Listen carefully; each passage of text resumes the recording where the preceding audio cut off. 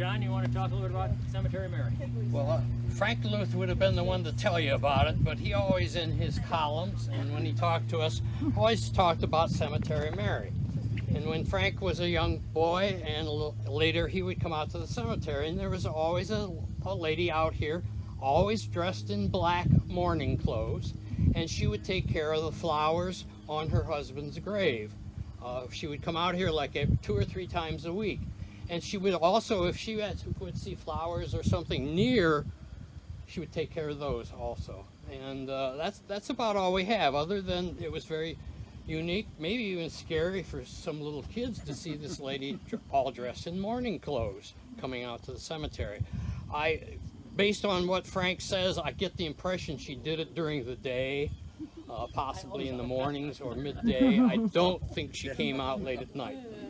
So we were just talking amongst ourselves up here.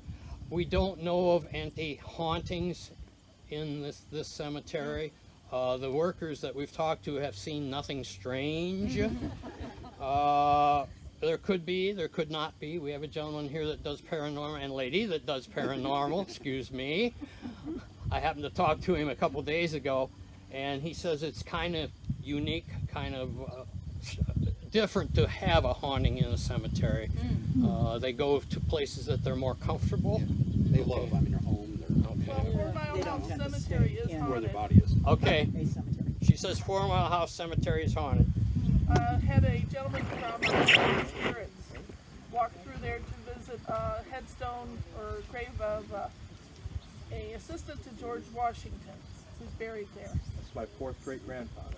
And John Wagner.